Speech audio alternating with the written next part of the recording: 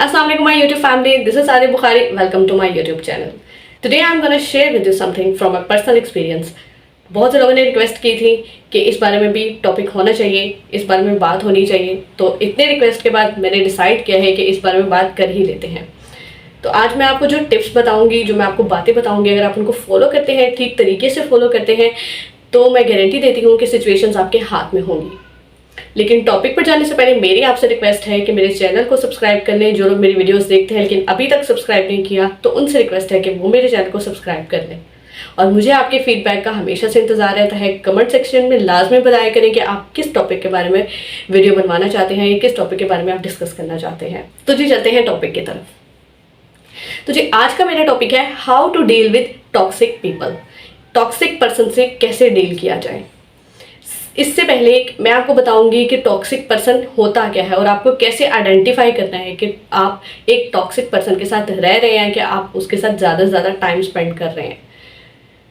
तो जी कुछ science and symptoms हैं, 3 से 4 साइंस सिम्टम्स हैं, इनको देखना है आपने। और अगर किसी इंसान में, आसपास में, आपके रिलेटिव्स में, आपकी फैमिली में, आपकी वर्क प्लेस में, आपके स्कूल में, आपके फ्रेंड सर्कल में कोई ऐसा इंसान है तो आप उसको आइडेंटिफाई कर सकते हैं।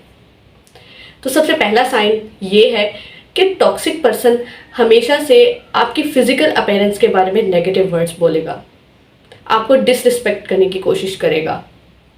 वो आपको जब भी आप उससे बात करेंगे, आप उसके साथ टाइम स्पेंड करेंगे, आपको अच्छा फील नहीं होगा, आप स्ट्रेस फील करेंगे और आप अनहैप्पी रहेंगे और आपको नेगेटिव वाइब्स आएंगी।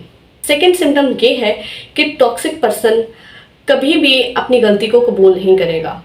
वो कभी भी ये नहीं, वो खुद को इम्प्रूव नहीं करना चाहेगा। वो कभी भी ये नहीं मानेगा कि उसने कुछ गलत कहा है या कुछ नेगेटिव बोला है। उसको हमेशा से यही लगता है कि वो ठीक है। वो आपसे बहस में आगे से आगे बढ़ता जाएगा, अपनी गलती नहीं मानेगा। थर्ड इसका सिम्टम ये है, वो आपको मैनिपुलेट करेगा। वो आपको ऐसे हालात और ऐसी सिचुएशन पैदा करेगा कि आप उसकी मर्जी के मुताबिक एक्ट करेंगे, और इसको हम मैनिपुलेशन कहते हैं। यानी कि टॉक्सिक पर्सन मैनिपुलेटिव होता है। फोर्थ सिम्टम ये है कि वो आपको अपनी बॉडी लैंग्वेज के ज़रिए भी डिसरिस्पेक्ट करेगा। वो आपको बातों से तो करेगा लेकिन बॉडी लैंग्वेज के ज़रिए भी बताएगा कि आपके लिए उसके दिल में कोई वैल्यू नहीं है।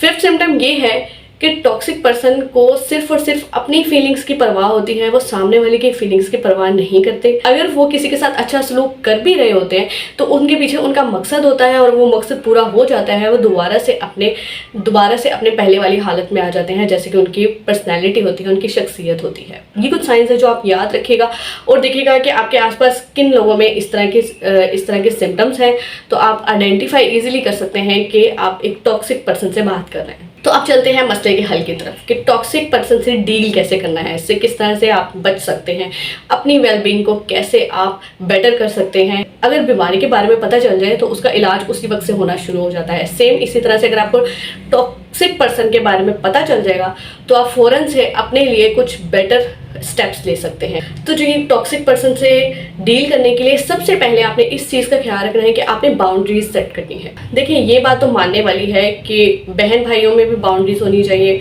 माँ बाप में और औलाद में बाउंड्रीज होनी चाहिए, आपके मुख्तलिफ रिश्ते, जितने भी आपके रिश्ते हैं, इन सब में बाउंड्रीज होनी चाहिए। बाउंड्रीज इस्टेब्लिश करने का मतलब ये होता है कि आपको पता होना चाहिए कि आपने कितना टाइम किसके साथ स्पेंड करना है, आपने कितनी बात करनी है, आपने किस टॉपिक पर बात करनी है और कितनी देर तक बात करनी है, आपने बहस करनी है कि नहीं करनी।